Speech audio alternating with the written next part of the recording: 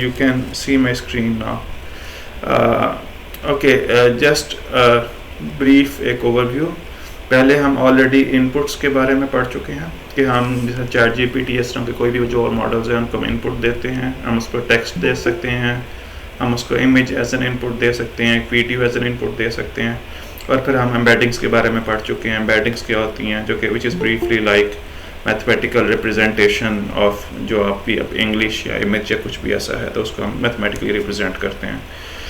Then उसके बाद हम पोजिशनल एनकोडिंग्स के बारे में पढ़ चुके हैं कि इन जनरल जब भी हम कोई इंग्लिश या इनपुट देते हैं तो चैट जीपीटी को वर्ड्स की पोजीशन के बारे में पता नहीं होता, तो फिर हम ये देखते हैं कि जी इस तरह साइन और कोसाइन वेव्स के थ्रू उसको हम बेसिकली पोजीशन के बारे में बताते हैं, जिससे वो याद रखता है कि पोजीशन यानी कि किसी भी वर्ड की उस पूरे कॉन्टेक्स्ट में या उस पूरे पैराग्राफ में क्या है.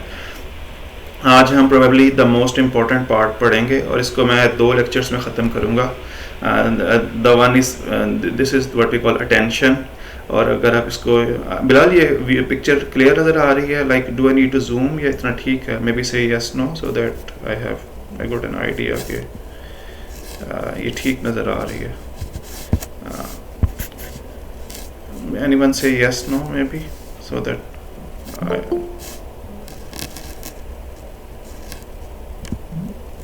Yes. ठीक है, thank you. Okay, so basically okay, so अगर आप आज हमने जिस टॉपिक के बारे में बात करनी है that's actually about attention layer. अच्छा, आप में से कोई बता सकता है, मे बी अपना लिख के बताना चाहें, आपने आपके मैसेजेस रीड कर रहा हूँ कि अटेंशन से क्या मुराद है यहाँ पे. और अगर आप यहाँ पे देखें तो आपको अटेंशन के साथ कुछ टर्म्स मिलेंगी. For example multi head attention एक टर्म आपको मिल रही है. तो जब हम एक अटेंशन के बारे में समझ जाएंगे तो ये मल्टी हेड अटेंशन ये भी कोई मुश्किल नहीं है. अगेन मल्टी हेड का मतलब कि ये एक से ज़्यादा दफ़ा हो रहा है पैरेलल में. बस यहाँ पर आपको एक और टर्म मिलेगी मास्क्ड मल्टी हेड अटेंशन, इसके बारे में हम पढ़ेंगे.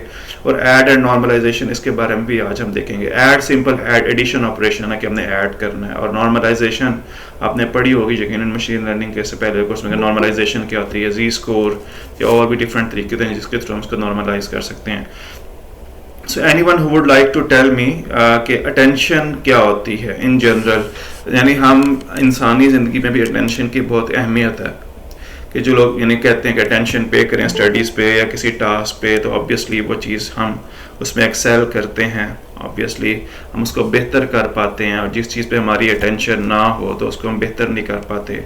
फॉर एग्ज़ाम्पल हमें अपनी डेली लाइफ में फॉर एग्ज़ाम्पल ड्राइविंग में हमें अटेंशन चाहिए, नमाज़ पढ़ने में अटेंशन चाहिए, लिखने में, एग्ज़ाम देने में, कोई ऑफिस टास्क करने में, घर का टास्क करने में अटेंशन चाहिए. So anyone who would like to contribute कि यहाँ पर अटेंशन किस सेंस में आएगी. ठीक है, complete focus given to something, notice taken of someone और समथिंग. एग्जैक्टली ठीक है. तो यहाँ पर भी जो अटेंशन है ये इसी सेंस में ही आएगी कि आपने किसी भी वर्ड पे फोकस करना है. बट यहाँ पे फोकस करने से क्या मुराद है उसके बारे में हम देखेंगे. और ये एक्चुअली मेन चीज़ थी जिसकी वजह से ये ट्रांसफार्मर्स आर्किटेक्चर अटेंशन जो है इतना फेमस हुआ. और उसके बाद जो है वो बेसिकली यानी ये फिर ये ब्रेक थ्रू था इन द सेंस के फिर ये हमें बहुत से इस तरह के चैट जीपीटी और इस तरह के हमें फिर एल्गोरिथम्स देखने को मिले. तो इसमें अटेंशन का बहुत इंपॉर्टेंट रोल है. ओके, अटेंशन होती क्या है?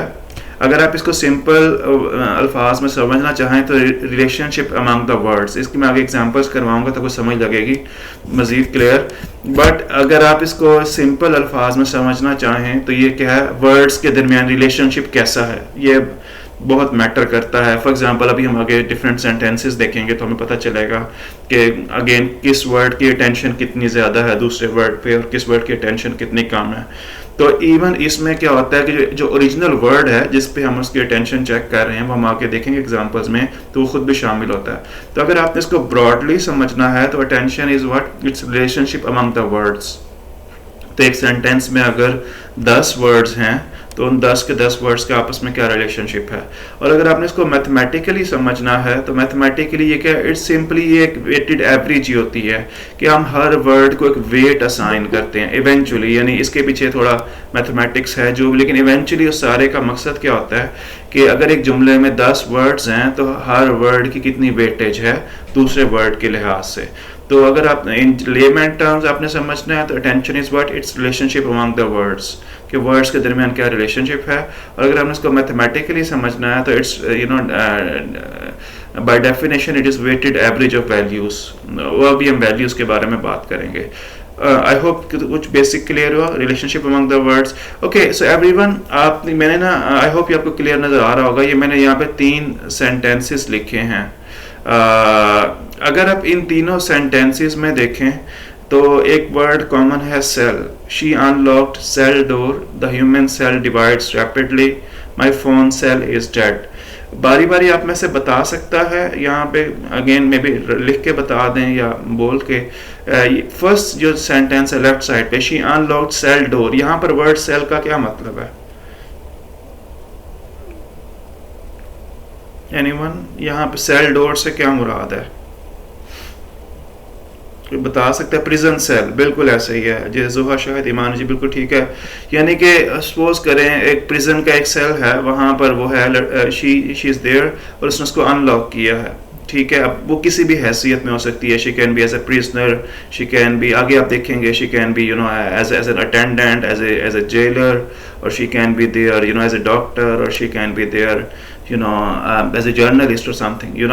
अगर आप यहाँ पर देखें तो यहाँ पर वर्ड सेल एक डिफरेंट कॉन्टेक्स्ट में आ रहा है, उसका मतलब भी डिफरेंट है। अगर आप दूसरे जुमले को देखें तो यहाँ पर भी ह्यूमन सेल डिवाइड्स रैपिडली, यहाँ पर सेल किस सेंस में यूज हो रहा है? कोई बता सकता है?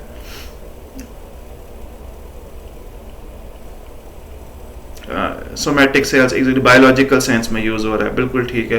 कि यहाँ पर जो है हम बायोलॉजी के पर्सपेक्टिव, सेम वर्ड है, पहले में कॉन्टेक्स्ट प्रिजन का था, दूसरे में कॉन्टेक्स्ट बायोलॉजिकल कॉन्टेक्स्ट के सेंस में है, ठीक है। और अगर आप तीसरा यहाँ पर देखें, माई फोन सेल डाइड, अब यहाँ पर जो सेल है वो बैटरी के सेंस में यूज हो रहा है एग्जैक्टली, कि मेरे फोन की जो बैटरी है वो यानी कि खत्म हो गई है, डाइड एक्चुअली। अगर आप यहाँ पर तीनों में देखें तो अगर आप इसको अब फॉर एग्जांपल चैट जीपीटी के लिए को कैसे पता चलेगा कि ये इस सेल का क्या मतलब है, इस सेल का क्या मतलब है और इस सेल का क्या मतलब है? तो यहाँ पर जो वर्ड जो बेसिकली अटेंशन मैकेनिज्म है उसकी बड़ी अहमियत है, और यहाँ पर इस चीज़ की भी बड़ी अहमियत है। इस सेल की जो मतलब है वो कैसे पता चल रहा है? तो उसके कॉन्टेक्स्ट को देख के पता चल रहा है। बेसिकली ये सेल के बारे में हमें कैसे समझ लग रहा है, जो इसके इर्द गिर्द के वर्ड्स हैं तो हमें बता रहे हैं कि ये सेल किस सेंस में यूज हो रहा है। तो ये बड़ा इंपॉर्टेंट है, कॉन्टेक्सचुअल एम्बेडिंग इसे हम कहते हैं, कि ये किस कॉन्टेक्स्ट में यूज हो रहा है। मसलन हमें इस सेल का मतलब कि ये प्रिजन के सेंस में यूज हो रहा है कैसे पता चला? हमें अनलॉक्ड के वर्ड से पता चला, और डोर के वर्ड से पता चला, यानी जिसके आगे और पीछे वर्ड्स थे हमें पता चला कि बेसिकली ये सेल प्रिजन के सेंस में यूज हो रहा है। सिमिलरली अगर आप इस सेल की बात करें तो हमें कैसे पता चला कि ये सेल जो है इसका ताल्लुक बायोलॉजिकल सेल से है? तो हमें ह्यूमन के वर्ड से पता चला, या हमें डिवाइड से भी पता चला कि सेल डिवीजन होती है, हमें इन जनरल थोड़ा बहुत इस बारे में अंदाजा है। सिमिलरली अगर हम इस सेल की बात करें तो हमें इसके बारे में कैसे पता चला कि ये वाला जो वर्ड सेल है ये फोन से रेलेवेंट है? तो अगेन यानी कि फोन जो एक जो वर्ड है वह कॉन्टेक्स्ट इसमें आ रहा है। और इवन डाइट जो है कि बैटरी डाइज, यानी हम इंग्लिश में जब हम कहते हैं कि माई फोन बैटरी डाइट या माई फोन सेल डाइट, तो बेसिकली हमें यहाँ से पता चला। तो अगेन जो इसमें समझने वाली बात है वो ये है कि हमारा जो किसी भी जो वर्ड है, और उर्दू में भी ऐसे होता है और बाकी लैंग्वेजेस में भी ऐसे होता है कि एक सेम वर्ड होता है बट वो डिफरेंट कॉन्टेक्स्ट में यूज हो रहा होता है। अब ये एक एआई को समझाना या एक एल्गोरिथम को समझाना है कि भाई ये वर्ड का यहाँ पे ये मतलब है, यहाँ पे ये मतलब है, तो ये एक बड़ी इंपॉर्टेंट बात है, क्योंकि एक डिफरेंट जो कॉन्टेक्स्ट है उस वर्ड का मतलब ऑल टुगेदर चेंज कर देते हैं। ठीक हो गया? तो यहाँ पर अगेन जो एक जहन में रखने वाली बात है वो क्या है? कॉन्टेक्स्ट के, वर्ड का कॉन्टेक्स्ट बड़ा मैटर करता है। ओके, सो अब होता क्या, अगर आप इसमें एक और बात देखें, जब हम इस वर्ड सेल की एम्बेडिंग्स बनाएंगे तो वो सेम होंगी। ठीक हो गया? मींस जब हम इसको एम्बेडिंग में कन्वर्ट करेंगे, आप कोई भी एल्गोरिथम यूज करें, वो तीनों तरह के सेल वर्ड के लिए सेम एम्बेडिंग जनरेट करेगा। आई hope you got my point. तो यहाँ पर फॉर एग्जाम्पल मैंने अगर इनकी मैं एम्बेडिंग्स जनरेट करूँ, सपोज करें ये इसकी आई गेस 9 डायमेंशनल एम्बेडिंग्स मैंने जनरेट की हैं, तो तीनों की सेम एम्बेडिंग्स हैं। तो अब चैट जीपीटी को कैसे पता चलेगा कि भाई ये वाला सेल का डिफरेंट मतलब है, ये वाला सेल प्रिजन की सेंस में यूज़ हो रहा है, ये वाला सेल ह्यूमन की सेंस में, बायोलॉजी सेंस में यूज़ हो रहा है, और ये वाला सेल जो है वो फॉर एग्जांपल यानी फ़ोन के सेंस में यूज़ हो रहा है। एम्बेडिंग्स तो एक जैसी हैं। आई hope you got my point. तो यहाँ पर एक बड़ा ज़रूरी है कि हम इसको डिफ्रेंशिएट कर पाएँ। और अगेन जो दोबारा मैं उसको रिपीट कर रहा हूँ, हम उसको डिफरेंशिएट कैसे करेंगे, हमें कैसे पता चलेगा कि ये सेल डिफरेंट सेंस में है। एक तो ये कि ये डिफरेंट जो है कॉन्टेक्स्ट जिसके इर्द गिर्द के वर्ड्स हैं उससे हमें पता चलेगा कि ये डिफरेंट कॉन्टेक्स्ट में बात हो रही है, इस सेल का डिफरेंट मतलब उस सेल का। तो अगेन जब हम एम्बेडिंग्स बनाएंगे इसकी, जब चैट जीपीटी में अगर आप ये तीनों सेंटेंसेस एंटर करें तो जब उसकी एम्बेडिंग्स बनेंगी तो एक ही बनेगी। तो यहाँ पे इस एम्बेडिंग्स के लेवल पे चैट जीपीटी इसको डिफरेंशिएट नहीं कर पाएगा। अच्छा, अगर आप इवन इसमें आप पोजीशन की बात करें, अगर आप इसकी पोजीशन देखें तो मैंने जानबूझ के ऐसे एग्जांपल चूज किया कि तीनों ही डिफरेंट सेम पोजीशंस पे हैं। यानी अगर आप लेफ्ट साइड से देखें तो तीनों जो हैं वो थर्ड पोजीशन पे हैं। तो इसका मतलब है कि इवन ऑब्वियसली वर्ड की पोजीशन भी बहुत मैटर करती है कि वो स्टार्ट में है या एंड पे है या सेंटर में है।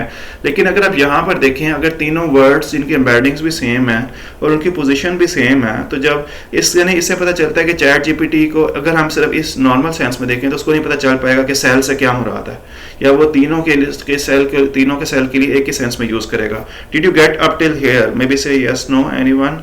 कि चैट जीपीटी एम्बेडिंग्स मैटर करती हैं, पोजीशन भी मैटर करती है, बट स्टिल उसको ये अभी इस लेवल पे जितना हम समझ सके हैं वो डिफरेंशिएट नहीं कर पाएगा कि ये वर्ड सेल किस कॉन्टेक्स्ट में यूज हो रहा है और इसका क्या मतलब है, और इसकी जो इन्फॉर्मेशन है वो भी अनरिच्ड नहीं है। I hope you got the point yet? Anyone say yes, no on the chat और समथिंग? ओके, ठीक है। अगर आप यहाँ पर देखें तो यानी जो पॉइंट ऑफ डिफरेंशिएशन क्या है कि वर्ड एक ही है, एम्बेडिंग्स भी एक ही है, पोजीशन भी एक ही है, लेकिन उनका मतलब जो है वो डिफरेंट है। तो अब ये डिफरेंट मतलब कैसे एआई को कैसे समझ आएगी कि भी ये डिफरेंट मतलब है, तो अब हम उसके बारे में बात करते हैं। तो बेसिकली हम क्या करेंगे, अगर if you look at the title, तो हम कॉन्टेक्सचुअल इंफॉर्मेशन कैप्चर करने की कोशिश करेंगे। क्या कॉन्टेक्सचुअल इन्फॉर्मेशन से मुराद के जो उसके इर्द गिर्द के वर्ड्स हैं उनकी एम्बेडिंग्स को देख के और उनको देख के हम ये समझने की, ये हमारा एल्गोरिदम या चैट जीपीटी समझने की कोशिश करेगा कि ये वर्ड सेल किस सेंस में यूज हो रहा है।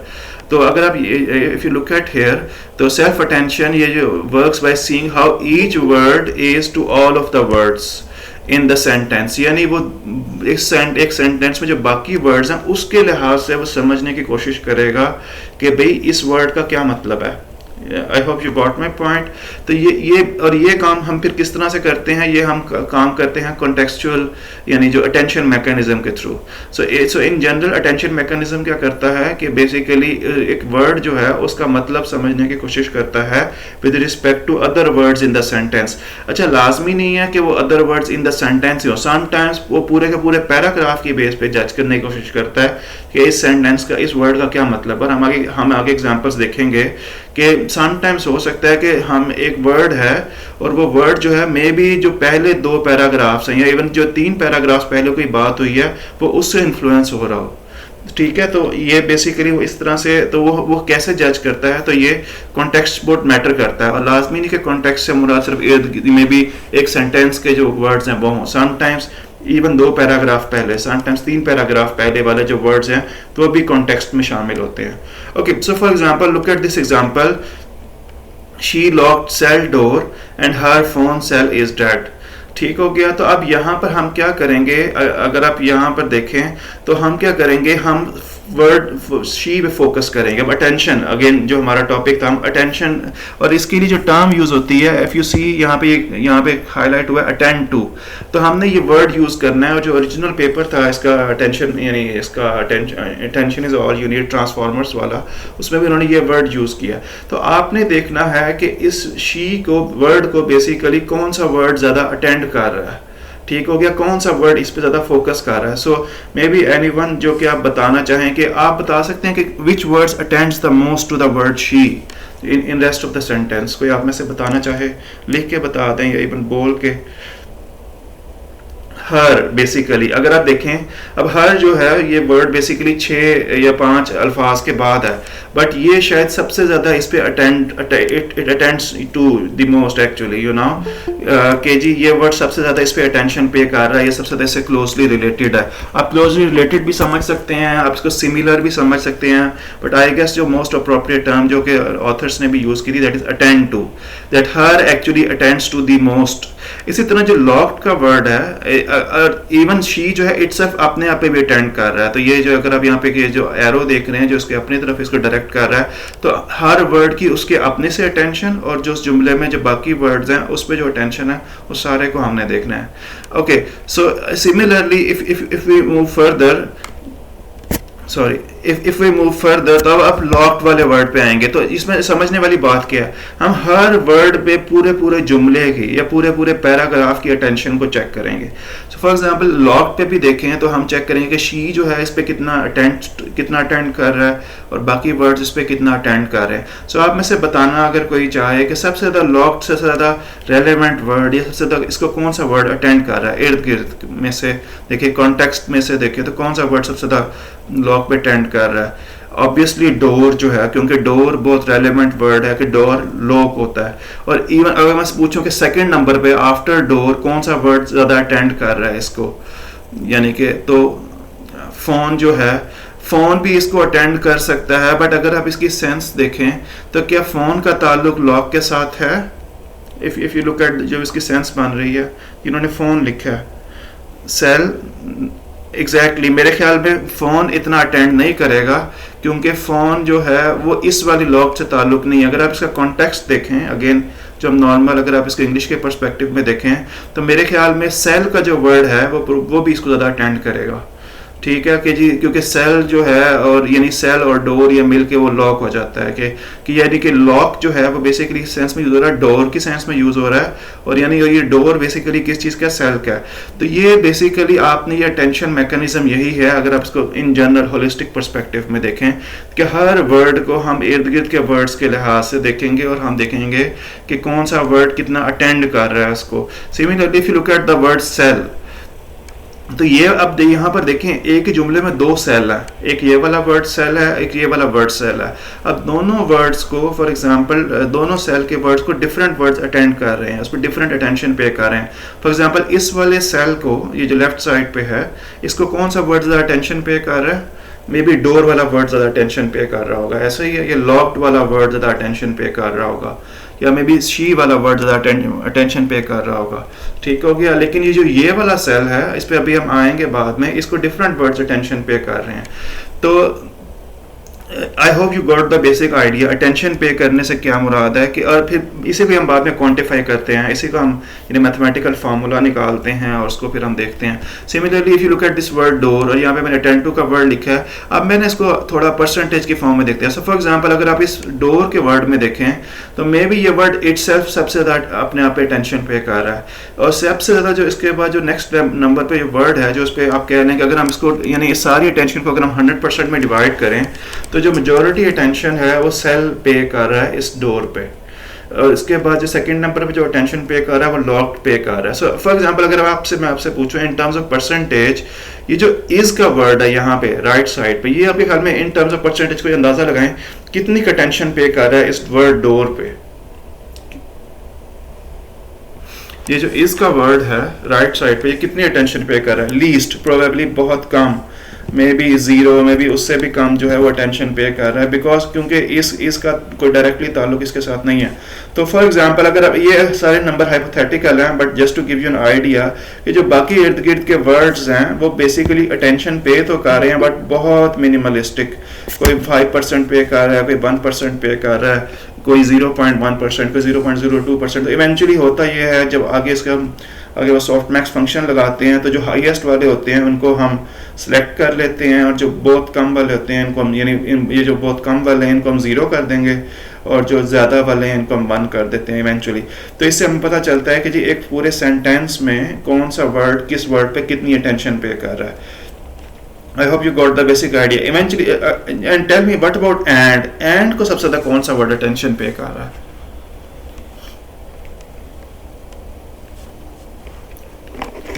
एंड को अगर आप देखें, एंड हर, और प्रोबेबली ये भी लाजमी नहीं है कि, हो सकता है एंड को मे बी जो लेफ्ट साइड वाले वर्ड्स हैं एंड के और जो राइट साइड वाले वर्ड्स हैं हो सकता है इक्वल टेंशन पे कर रहे हैं, ठीक हो गया।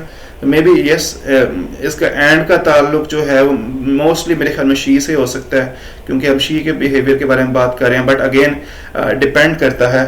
बट इवेंचुअली अगर आप देखें इस हर के लिहाज से देखें, तो इस हर के लिहाज से अगर आप देखें तो इसको कौन सा वर्ड ज़्यादा अटेंशन पे कर रहा है, प्रोबेबली इस हर का ताल्लुक शी के साथ ज़्यादा है, ठीक हो गया। लेकिन ये वाला जो हर है वो आगे किसको रेफर कर रहा है, वो आगे बेसिकली इसका ताल्लुक फ़ोन के साथ भी है, तो फ़ोन भी जो है बेसिकली इस हर को अटेंड कर रहा है। इस तरह जो सेल जो है वो भी इस हर को अटेंड कर रहा है, बिकॉज इवेंचुअली ये हम हर का वर्ड इस फ़ोन और सेल की वजह से यूज़ कर रहे हैं, ठीक हो गया। तो आपने इवेंचुअली इसी तरह इस फोन को कौन सा ज्यादा वर्ड अटेंड कर रहे हैं, इस फोन को ये वाला हर का वर्ड अटेंड कर रहा होगा, सेल अटेंड कर रहा होगा और डेड भी इसको अटेंड कर रहा होगा। तो इवेंचुअली ये मैंने हर एक के लिए इसको बेसिकली ऐसे बनाया। So I hope you got the basic idea कि अटेंड टू से क्या मुराद है, कि हम इसको अटेंशन पे करते हैं। सो इवेंचुअली अगर आप इसको देखें तो it becomes like a matrix, कि अगर मैं आपको कहूँ कि जी यहाँ पे हर रो के अगेंस्ट आप एक अटेंशन की वैल्यू बनाएं, तो आप देखेंगे कि फॉर एग्जांपल शी के साथ जो अटेंशन है वो बड़ी ज़्यादा होगी। मीन्स अगर आप इसको एक वैल्यू दें इन टर्म्स ऑफ परसेंटेज या बिटवीन 0 and 1, तो शी के साथ अटेंशन है वो बड़ी ज़्यादा होगी, शी की जो हर के साथ अटेंशन है वो बहुत ज़्यादा होगी, ठीक हो गया। और मे बी लॉक्ड और सेल और डॉग के साथ थोड़ी कम होगी, फ़ोन के साथ भी कम होगी, लेकिन इसके साथ शायद बहुत ही कम होगी। इसी तरह लॉक्ड की अगर आप अटेंशन निकालें हर वर्ड के साथ, तो लॉक्ड की सेल के साथ बहुत ज़्यादा होगी अटेंशन, डोर के साथ अटेंशन ज़्यादा होगी, लेकिन इस वाले सेल के साथ कम होगी, डेड के साथ कम होगी, फ़ोन के साथ। इसी तरह से अगर आप सेल की अटेंशन निकाल, तो आई hope you got the basic idea. इस तरह से ना हम क्या करते हैं, हम एक पूरे का पूरा मैट्रिक्स बनाते हैं। तो ये तो आपको एक मैट्रिक्स नज़र आ रहा है ना एक वर्ड का। सो इमेजिन करें कि एक सेंटेंस का। तो इमेजिन करें कि एक सेंटेंस की बजाय आपके पास एक पूरा एसे है जिसमें 500 वर्ड्स हैं, 1000 वर्ड्स हैं। तो इवन हम उन 1000 वर्ड्स का भी ऐसे एक मैट्रिक्स बनाएंगे कि जी हम देखेंगे कि एक पूरे पैराग्राफ में या एक पूरे एसे में कि ये कौन सा वर्ड किसको अटेंड कर रहा है। आगे मैंने कुछ इसके एग्जांपल्स बनाई हैं एंड यू विल सी कि समटाइम्स ऐसे होता है कि 2 पैराग्राफ के बाद एक वर्ड आएगा जो कि 2 पैराग्राफ पहले वाली इंफॉर्मेशन को अटेंड कर रहा है। तो बीच वाली इंफॉर्मेशन बेशक उसके लिए इतनी रेलेवेंट नहीं होगी, लेकिन वो जो 2 पैराग्राफ पहले वाली इंफॉर्मेशन है वो बहुत मैटर करती है उस वर्ड के लिए। तो ये कॉन्टेक्सचुअल इंफॉर्मेशन बड़ी मैटर करती है और इवेंचुअली जो सारे का सारा अटेंशन मैकेनिज्म है वो इसी से रेलेवेंट है। ओके, सो अगर इसको मैंने दोबारा ब्रीफली एक्सप्लेन किया कि self attention how it works by seeing how each word is to all of the words in the sentence including itself, यानी अपने को भी शामिल करके कि एक वर्ड बाकी वर्ड्स के लिहाज से वो कैसे बिहेव कर रहा है या कितनी इसको टेंशन पे कर रहा है। So I hope you got the basic idea everyone. Like if you got any question ask me और से यस और नो। अगर आपको यहाँ तक समझ लग गई है इस अटेंशन की, अटेंड टू के वर्ड की और ओवरऑल ये जो कॉन्सेप्ट क्या है, say yes no on the chat or something so that I got some idea कि आप उसकी क्या। okay, अगर आप यहाँ पर एक और इन्फॉर्मेशन भी देखें, बिकॉज समटाइम्स वही इसमें बात हो रही है कि समटाइम्स क्या होता है कुछ इन्फॉर्मेशन जो रेलेवेंट इन्फॉर्मेशन होती है उस वर्ड से बहुत फार अवे में पड़ी होती है, और इसको ये जो है इसको हम इस पर मज़ीद भी बात करेंगे। बट इवेंचुअली अटेंशन से मुराद ये है कि हर वर्ड दूसरे वर्ड पे कितनी अटेंशन पे कर रहा है, और समटाइम्स कुछ इन्फॉर्मेशन बहुत फार अवे पड़ी होती है। तो आपने उसको भी देखना है कि वो जो फार अवे पड़ी इन्फॉर्मेशन है क्या वो उसको भी यानी कि अटेंड कर पा रहा है कि नहीं, और हमें अटेंड करवानी है ताकि उसकी। तभी आप देखें may be you have seen कि चैट जीपीटी इवन पूरा ऐसे लिख देता है और ऐसे बड़ा लॉजिकली यानी कनेक्टेड होता है। ऐसे ही है ना, तो वो कैसे होता है क्योंकि जब हमने इसको ट्रेनिंग दी है चैट जीपीटी को, जब उसका मॉडल ट्रेन किया है तो हमने इस अटेंशन मैकेनिज्म पे बड़ी तवज्जो दी है, और उसको इस अटेंशन से पता चल गया कि यानी जब उसके जो वेट्स वगैरह ट्रेन हुए उसको पता चल गया कि जी कौन सा वर्ड इवन 2 पैराग्राफ्स के बाद भी अगर उसको लिखना है तो उसकी सेंस बनानी है तो कैसे बनानी है, कि इवन 3 पैराग्राफ्स के बाद उसकी सेंस बनानी है तो कैसे बनानी है। तो ये इसमें अटेंशन मैकेनिज्म का बड़ा रोल है। ओके, सो फॉर एग्जांपल अगर आप देखें everyone just pay attention to this line, मैंने उसके बाद ना एक वर्ड देन डाल दिया। अभी जो वर्ड देन है, इसको कौन कौन सी चीज अटेंड कर रही है, इसको कौन कौन सा वर्ड अटेंड कर रहा है?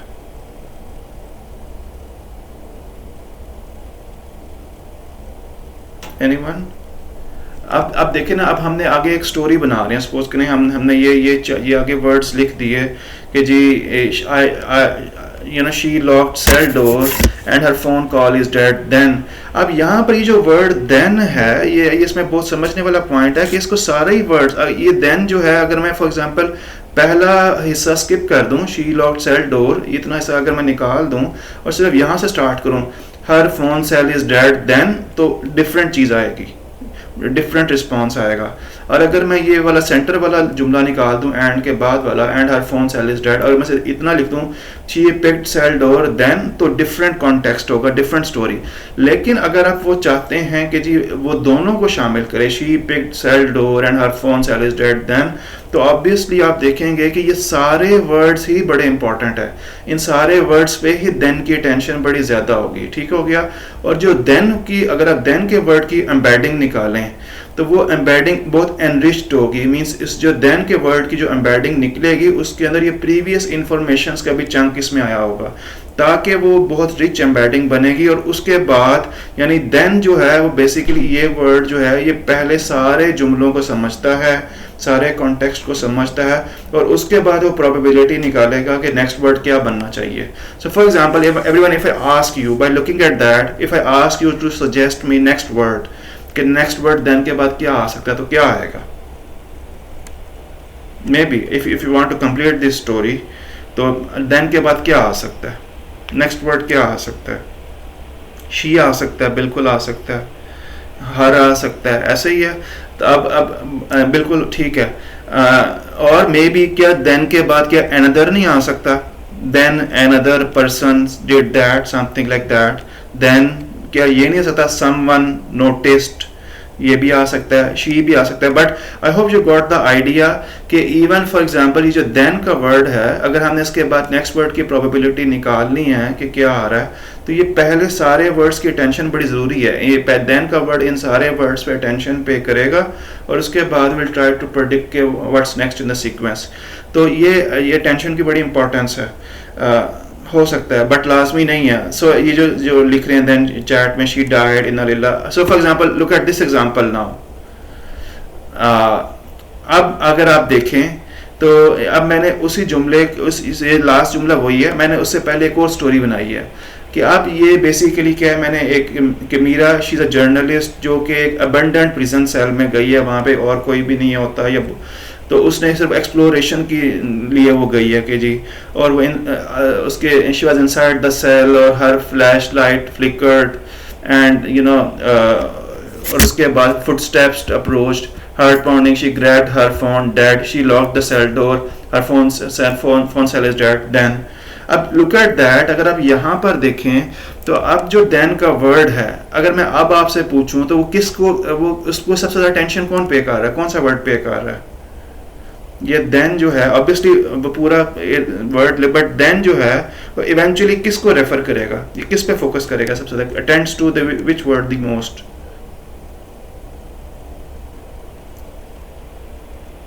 Anyone? Yes exactly, maybe Meera पे एट सच जो मेन करेक्टर है। ऑब्वियसली बाकी सारे वर्ड्स भी मैटर करते हैं, but I hope you got the idea कि अगर चैट जीपीटी को ये फॉर एग्जांपल ये हम सारे का सारा एक कॉन्टेक्स्ट दे देते हैं, उसके बाद कहते हैं ये स्टोरी कंप्लीट करो, तो वो बेसिकली क्या करेगा, वो हर वर्ड पे अटेंड करेगा, it will attend to every word in the context, every word. अब इसमें क्या होता है कि कुछ वर्ड्स की जो है वो अटेंशन या का लेवल ज़्यादा होगा, कुछ वर्ड्स का कम होगा। सो फॉर एग्जांपल अगर आप देखें मे बी एंड का जो वर्ड है या प्रपोजिशंस, नॉर्मली इनकी इतनी अटेंशन ज़्यादा नहीं होती, अटेंशन इन पे ज़्यादा नहीं पे की जाती। फॉर एग्जांपल जो आ का वर्ड है, आरू की जर्नलिस्ट, इस पे इतनी अटेंशन पे नहीं की जाएगी, बट फॉर एग्जांपल देन जो है वो बहुत ज़्यादा अटेंशन पे करेगा मीरा पे, हर पे, और मे बी फोन डेड पे और सेल डोर पे, समथिंग लाइक दैट। तो ये बेसिकली ओवरऑल जो है अटेंशन मैकेनिज्म है। अच्छा, इसमें फॉर एग्जांपल ये एक बड़ी थोड़ी लंबी लाइन है, but it's worth paying attention, इसलिए मैंने इसको एज इट इज एक जगह से उठाया था, बट इट्स वर्थ दैट। अब ये जो देन का वर्ड है, अगर हमने इसके बाद नेक्स्ट वर्ड प्रेडिक्ट करना है, जो कि मेन जो चैट जीपीटी का काम है, या किसी भी के जो वो नेक्स्ट वर्ड प्रेडिक्ट करते हैं, तो जो देन की जो एम्बेडिंग्स हैं वो सिंपल एम्बेडिंग नहीं होगी। बेसिकली होगा क्या, जो हर पिछला वर्ड है, जो हर पिछला कॉन्टेक्स्ट है, वो उस पर अटेंशन पे करेगा, और जो देन की एम्बेडिंग है वो अपडेटेड होती रहेगी, वो अपडेट होती रहेगी, और इवेंचुअली वो इतनी अपडेटेड होगी कि जो देन की एम्बेडिंग है तो पिछले सारे कॉन्टेक्स्ट की, सारे के सारे पैराग्राफ की जो इंफॉर्मेशन है, जो कॉन्टेक्चुअल इंफॉर्मेशन है, उसको कवर कर रही होगी मैथमेटिकली। ठीक हो गया। तो ये इसमें बहुत इंपॉर्टेंट बात है कि एम्बेडिंग्स जो हैं वो हम उसकी अपडेट करते हैं, और जो पिछला सारा कॉन्टेक्स्ट है उसके अकॉर्डिंगली हम उसकी एम्बेडिंग अपडेट करते हैं। अगर हम इस पर फर्दर आगे बात भी करेंगे, बट आपने ये बात जहन में रखनी है कि जो हर आने वाला वर्ड है उसकी एम्बेडिंग अपडेट होती है पिछले कॉन्टेक्स्ट के लिहाज से। ठीक हो गया। और उसमें जो आने वाला वर्ड है उसमें पिछले कॉन्टेक्स्ट से रेलेवेंट इंफॉर्मेशन उसकी एम्बेडिंग में एनग्रेन्ड होती है, एनरिच्ड होती है।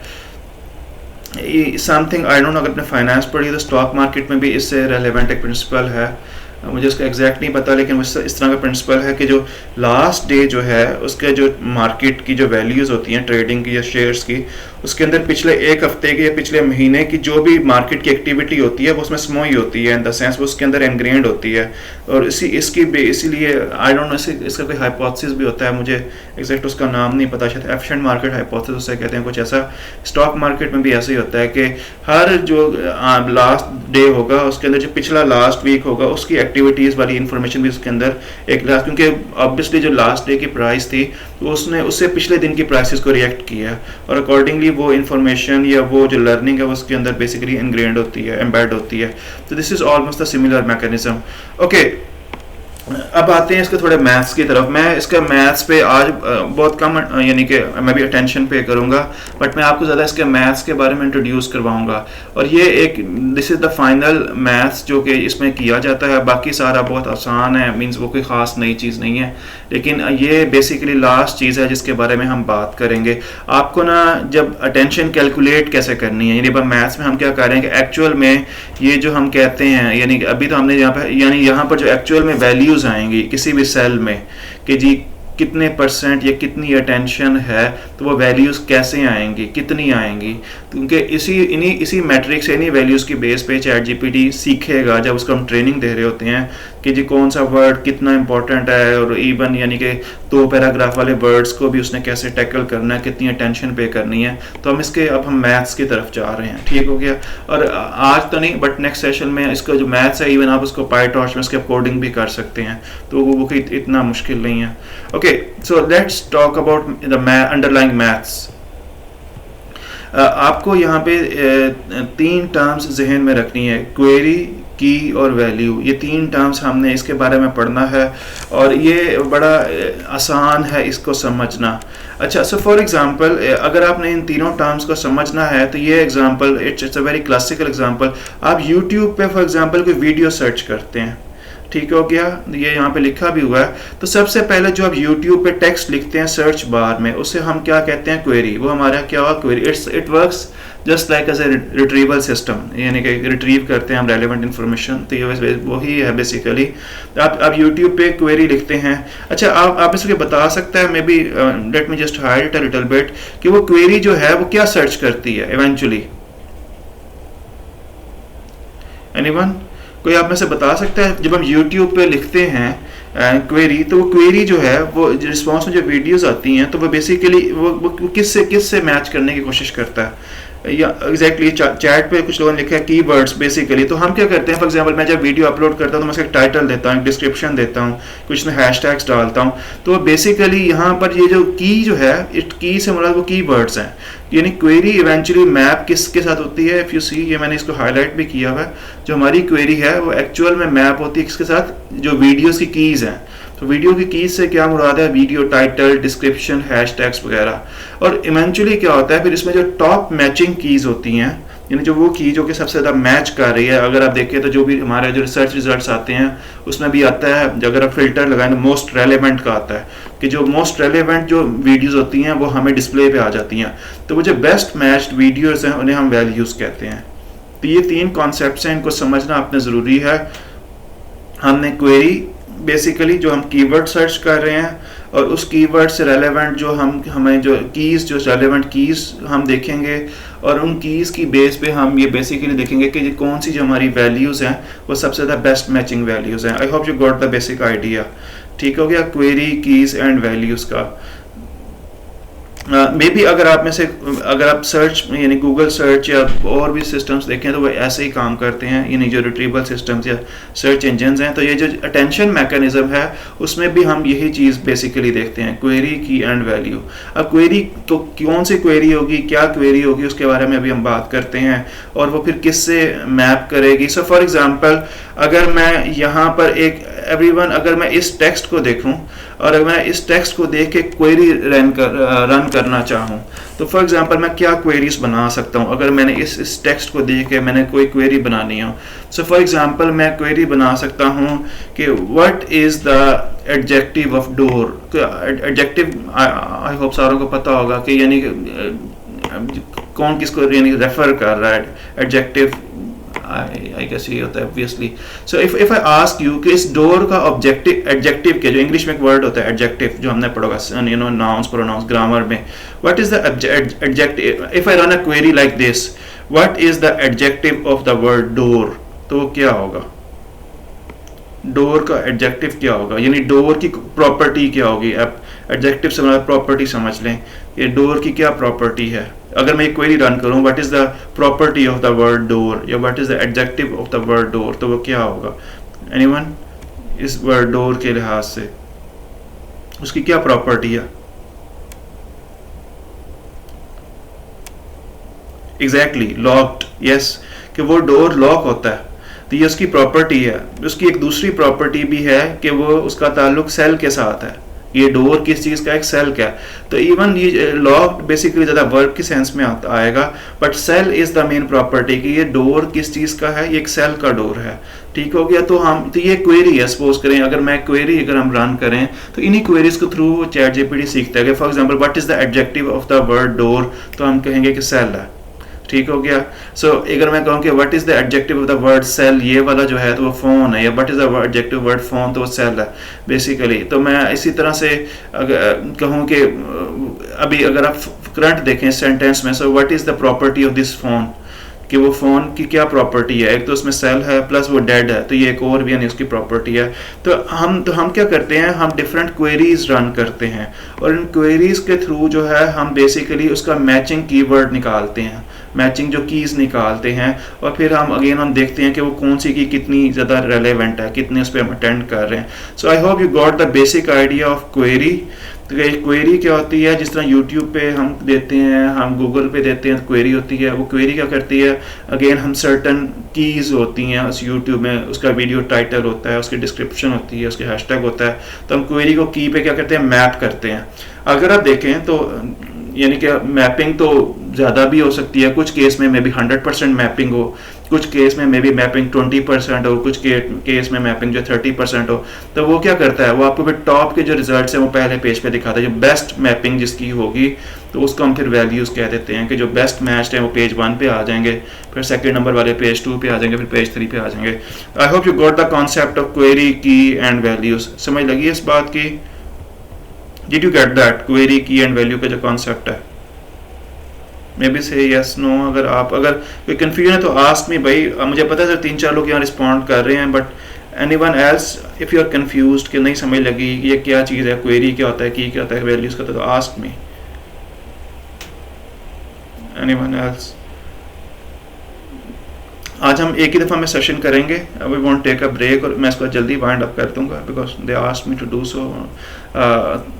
तो लेकिन यहाँ तक कुछ कन्फ्यूजन है तो आस्क मी क्वेरी, की और वैल्यू के बारे में।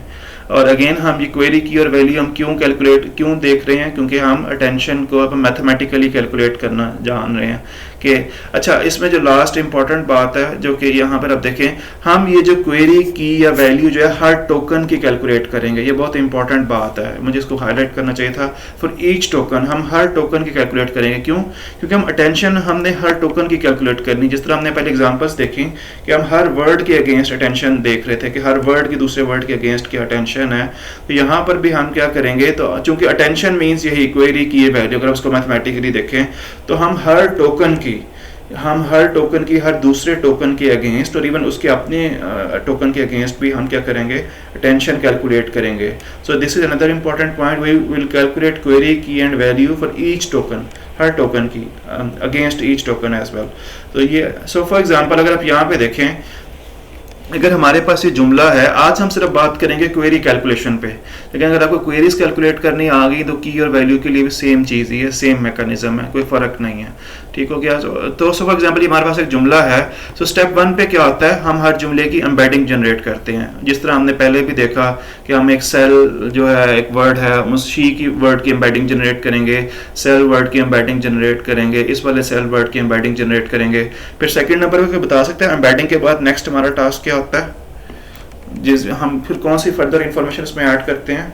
Maybe someone can, if you write in chat, once we calculate the embedding, so what's the next step? हमने लास्ट लेक्चर में पढ़ा था, हम क्या करते हैं उसके बाद, हम उसकी टोकनाइजेशन, पहले सपोज करें टोकनाइजेशन हो गई, उस टोकन की एम्बेडिंग हमने कैलकुलेट कर ली। एम्बेडिंग के बाद नेक्स्ट हम इंफॉर्मेशन कौन से कैलकुलेट करते हैं? एनीवन? पोजीशंस, बिल्कुल, हम उसकी पोजीशनल एनकोडिंग करते हैं। तो जब पोजीशन भी आ गए, सो लेट्स अज्यूम, जिस तरह हमने कहा, जो सेल, बेशक ये वाला सेल का वर्ड है, ये वाला सेल का वर्ड है, जब हम इसकी एम्बेडिंग कैलकुलेट करते हैं तो एक ही कैलकुलेट होती है। तो समहाउ चैट जीपीटी को इस लेवल पे नहीं पता चलेगा कि जी ये डिफरेंट वर्ड है। फिर हमने इसकी पोजीशन देखी, तो यहाँ पर फॉर एग्जांपल इसकी पोजीशन लेफ्ट साइड से थर्ड है, इसकी पोजीशन में भी लेफ्ट साइड से जो है 8वीं या 9वीं बनती है बेसिकली।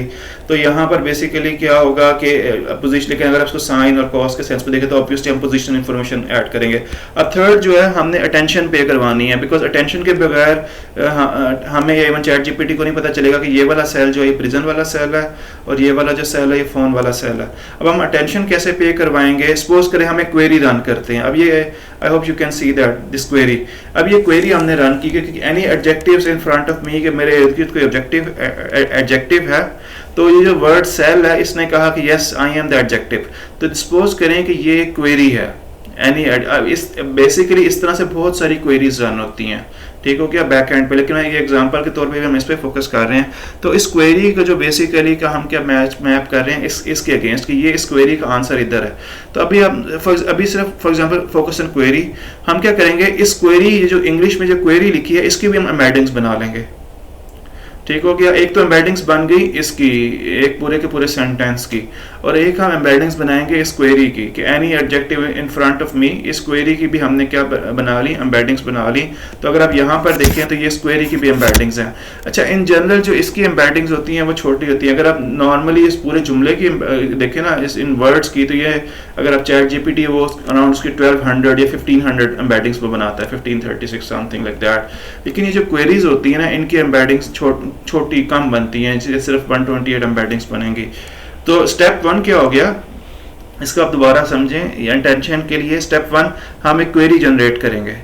ठीक हो गया? It could be any query, any adjectives in front of me. Next for example एक क्वेरी हो सकती है कि any noun in front of me, any past tense in front of me, any present tense in front of me, with me, along with me, something like that. So maybe any, is it a question mark or not? So it could be any query. Step 1 query generate हो गई। ठीक हो गया? और फिर उस query का step 2 क्या है कि हमने उस क्वेरी की क्या बना ली, हमने उसकी एम्बेडिंग्स बना ली। नॉर्मली क्या होता है, हम उसकी 128 डायमेंशनल एम्बेडिंग्स बनाते हैं। अगेन एम्बेडिंग्स किया कि हमने इस क्वेरी को, जो इंग्लिश में क्वेरी थी, इसको हमने किस में कन्वर्ट कर दिया, नंबर्स में। Okay, what's next? जब ये एम्बेडिंग्स नंबर्स में कन्वर्ट हो गई तो हम क्या करते हैं, इन एम्बेडिंग्स को ना हम क्या करते हैं, इस क्वेरी का हम एक वेट मैट्रिक्स बनाते हैं। ये वेट मैट्रिक्स क्या होगा, बेसिकली ये वेट से ही यानी कि पता चलता है कि इस ये जो क्वेरी की जो है वो बेसिकली कितनी वैल्यू है, यानी कि इस क्वेरी के अगेंस्ट लर्निंग जो है वो कैसे होती है, इस वेट मैट्रिक्स के थ्रू होती है। यानी कि इवेंचुअली अगर आपने ये जो क्वेरी को अगर आपने एक मैट्रिक्स में कन्वर्ट करना है तो आप क्या करेंगे, आप ये जो बेसिकली क्या होगा, आप क्या करेंगे, ये जो वर्ड है उसकी एम्बेडिंग कैलकुलेट करेंगे और उसको आप मल्टीप्लाई करेंगे स्पेसिफिक वेट के साथ। तो अगर आप मे बी मैं इस स्लाइड पे दोबारा आता हूँ, अगर आप यहाँ पे स्टार्ट में देखें तो मैंने ये एक बात यहाँ पे लिखी थी, let me just go back, कि बेसिकली अटेंशन मैकेनिज्म क्या होता है, it's weighted average of values, कि आपने इवेंचुअली क्या करना होता है, वेट कैलकुलेट करना होता है। तो बेसिकली हम यही कैलकुलेट कर रहे हैं कि हमारे सपोज करें कि हम क्या करेंगे कि हर एम्बेडिंग को, let me go back here, हम क्या करेंगे, सॉरी, हाँ, हम क्या करेंगे, बेसिकली क्या होगा, ये जो भी हमारी एम्बेडिंग है, फॉर एग्जांपल हमारे पास ये एम्बेडिंग, हम फॉर एग्जांपल एक सेल की एम्बेडिंग है, हमारे पास एक सेल वर्ड है, इसकी एम्बेडिंग है, तो इस एम्बेडिंग को हम क्या करेंगे, एक वेट मैट्रिक्स से मल्टीप्लाई कर देंगे। एक वेट है, ये एक मैट्रिक्स आप समझें कि जो भी आपके पास हर वर्ड की जो एम्बेडिंग है उसको आपने एक वेट मैट्रिक्स से मल्टीप्लाई करना है। अच्छा, अब ये वेट की वैल्यूज ना शुरू में क्या होती है, रैंडम होती हैं, हम इसकी वैल्यूज रैंडमली जनरेट करते हैं, बट जब ट्रेनिंग होती है, जब ये पूरा नेटवर्क चलता है, जब पूरा ये ट्रांसफॉर्मर्स की ट्रेनिंग होती है, बैक प्रोपेगेशन वगैरह आपने न्यूरल नेटवर्क में पढ़ा होगा, तो फिर हमारे पास ऑप्टिमाइज्ड वेट वैल्यूज आती हैं। यानी शुरू में बेसिकली ये जो वेट की वैल्यूज हैं ये बेसिकली क्या होती हैं, रैंडम होती हैं, और फिर हम क्या करते हैं, अभी हम रैंडम वैल्यूज को क्या करेंगे, इस एम्बेडिंग से मल्टीप्लाई करेंगे और हमारे पास एक क्वेरी के जो है एक वो आ जाएगी, यानी कि क्वेरी की एक मैट्रिक्स आ जाएगा। लेकिन फ्यूचर में क्या होगा कि जब हम एक पूरा इस नेटवर्क को रन करते हैं तो ये वेट वैल्यूज क्या होती हैं, चेंज होती रहती हैं, ये ट्रेनेबल पैरामीटर्स होते हैं, ये चेंज होती रहती हैं और इवेंचुअली हमारे पास एक ऑप्टिमाइज्ड वैल्यूज आती हैं। ओके, सो होता क्या है, अगर आप यहाँ पे देखें, हम क्या करेंगे, हर एम्बेडिंग को इस वेट मैट्रिक्स से मल्टीप्लाई कर देंगे। सो इवेंचुअली बेसिकली होता क्या है, एक वर्ड है, उसकी एम्बेडिंग है, उसको हमने इस वेट मैट्रिक्स से मल्टीप्लाई कर दिया, ये वाला वेट मैट्रिक्स जो आप नीचे देख रहे हैं, और ये क्या है, ये रैंडमली जनरेटेड है, इसमें जो वैल्यूज है वो रैंडम है। अभी फ्यूचर में क्या होगा कि ये इसकी वैल्यूज को वो लर्न करेगा, ये वैल्यूज चेंज होती रहेंगी, तो हर इवेंचुअली, चूंकि मैंने जैसा बताया हम अटेंशन कैलकुलेट करते हैं हर टोकन पे, तो हम क्या करेंगे, हर टोकन की हर एम्बेडिंग को सेम वेट मैट्रिक्स से मल्टीप्लाई कर देंगे। सो E1 को हमने मल्टीप्लाई करेंगे WQ से, इस वाले मैट्रिक्स से, तो हमारे पास एक नया क्वेरी मैट्रिक्स आ जाएगा। ये जहाँ पे मैंने इसको लिखा है, E1 को हमने मल्टीप्लाई किया WQ से, यानी वेट ऑफ द क्वेरी से, तो हमारे पास ये जो क्वेरी 1 की वैल्यू आ गई। इसी तरह से हम जो E2 की जो एम्बेडिंग्स हैं इसको हम मल्टीप्लाई करेंगे वेट ऑफ, यानी सेम क्वेरी मैट्रिक्स की जो वेट से, और हमारे पास जो क्वेरी इसकी Q2 आ जाएगा, यानी क्वेरी मैट्रिक्स की वैल्यू आ जाएगी। इसी तरह से हम एम्बेडिंग 3 को एक सेम यानी सारी के सारी एम्बेडिंग्स को इंडिविजुअली हमने सेम वेट मैट्रिक्स से मल्टीप्लाई करना है, तो इवेंचुअली हमारे पास क्या आएगा, हमारे पास क्वेरीज का एक मैट्रिक्स आएगा हर टोकन के अगेंस्ट। अब बस इतना समझ लें, अगर आप आज के लिए अगर आपने समझना है तो बस मुझे इतना ही समझाना है कि late me just repeat it, like इसकी रिकॉर्डिंग भी आपको मिल जाएगी, but let me just repeat it. हमारे पास क्या है, एक रैंडम एक वेट मैट्रिक्स है, इसमें रैंडम वैल्यूज हैं, ठीक हो गया, ठीक हो गया। हम क्या करेंगे, इस वेट मैट्रिक्स को मल्टीप्लाई करेंगे हर एम्बेडिंग के साथ। जब हम इसको मल्टीप्लाई करेंगे, यहाँ सॉरी, यहाँ पे may be you can see this, यहाँ पे मल्टीप्लाई का सिंबल है नहीं, यहाँ पे मैंने मल्टीप्लाई का सिंबल डाला हुआ है फार्मूला में। जब हम इसको मल्टीप्लाई करेंगे इस वेट के साथ, तो हमारे पास एक नया मैट्रिक्स आएगा, we call it query matrix.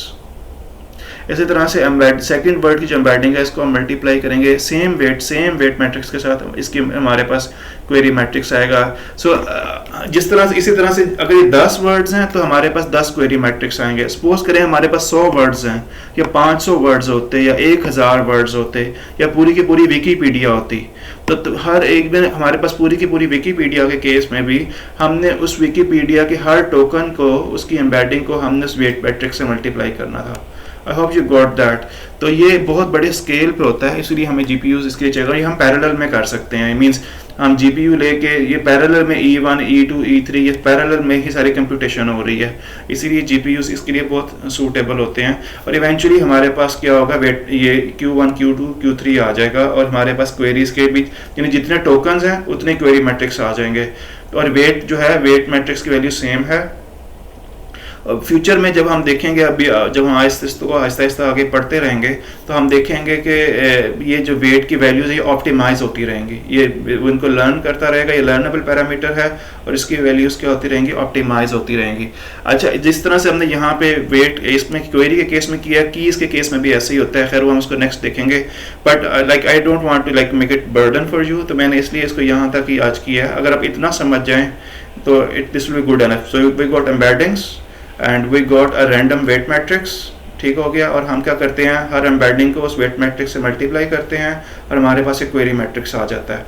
और जितने हमारे पास वर्ड्स होंगे उतने ही हमारे पास वेट मैट्रिक्स होंगे, और उतने ही यानी वेट मैट्रिक्स को हम मल्टीप्लाई करके उतने ही हमारे पास क्वेरी के न्यू मैट्रिसेस आएंगे। और आगे जो फिर प्रोसेसिंग होती है वो इन क्वेरी मैट्रिक्स पे होती है। वो आप इसको आगे आप देखेंगे and you will get the whole idea कि हाउ दीज थिंग्स वर्क। यहाँ तक कोई क्वेश्चन है तो आस्क मी।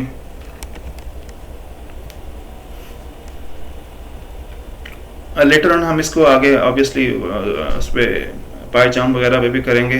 तो अगर आपको यहाँ तक ask me, but if you are confused maybe you got this recording internet पे, इसके अलावा बहुत अच्छी वीडियोस अवेलेबल हैं, जस्ट गो थ्रू इट।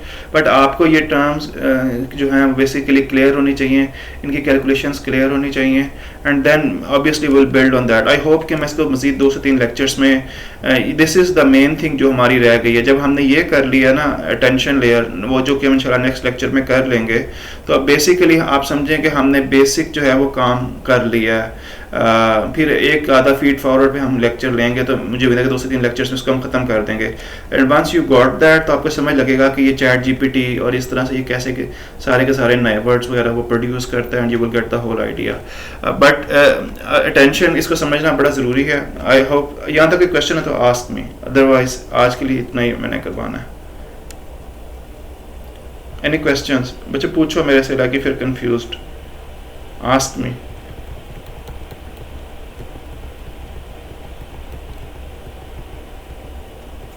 जी मोमिना पूछें क्वेश्चन अगर है तो, maybe you can type, और अगर अपना माइक ऑन कर लें, इट्स अप टू यू।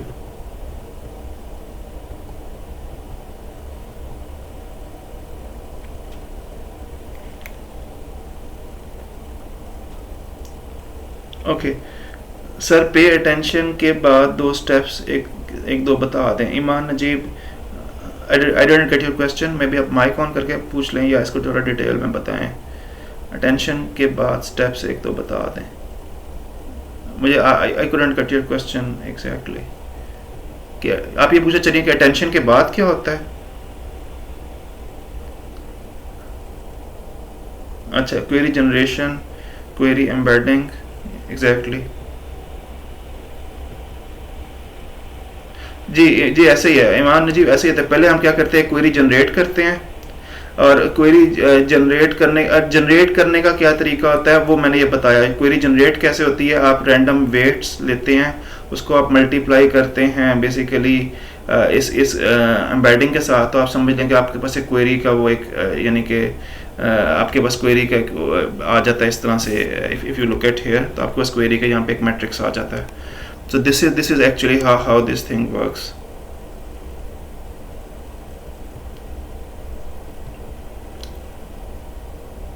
ठीक है, इसको हम इस पे मजीद आगे बात करेंगे तो ऑब्वियसली क्लियर होता रहेगा। बहरहाल अभी तक के लिए इतना समझना है। नेक्स्ट लेक्चर में हम इंशाल्लाह ये कीज़ और वैल्यूज़ को भी करके हम इसको इंशाल्लाह वाइंड अप करेंगे, फिर हम एक्चुअल और प्रैक्टिकल एप्लीकेशन की तरफ भी आएंगे। बट इसका समझना बहुत ज़रूरी है। आई विल ऑल्सो शेयर 1 और 2 वीडियोज़ जहाँ पे इसको बहुत अच्छे तरीके से समझाया हुआ है, सो गो थ्रू दैट। आप में से किसी ने एक मैंने लिंक शेयर किया था एक वीडियो का, डिड यू सी दैट? एक उसकी सुंदर पिचाई की वीडियो थी जो गूगल के सीईओ है। मे बी अगर आप लोगों ने नहीं देखी, you must go through it. ये एक आधे मिनट की वीडियो है, बट इट्स वर्थ वॉचिंग। इसमें कि उसने बताया हुआ है कि जी आइंदा आने वाले 4 सालों में एआई में क्या होगा, और ये सारा, and eventually his answer was के maybe if I could turn on the subtitles, I don't know if you can see my screen, यहाँ पे भी उसने कहा कि आइंदा आने वाले 4 सालों में एजेंटिक वर्क फ्लोज पे काम होगा, यानी एआई एजेंट्स पे। तो you must go through that, और इससे आप probably may be you can have an idea कि आप इस लिहाज से बहुत एक लेटेस्ट कोर्स आप इसका देख रहे हैं। So just go through this video, I guess कि ये बेनिफिशियल होगी to give you an idea कि इन फ्यूचर क्या हो सकता है। That's all at my end. Bilal, are you there? If yes, तो you can take attendance and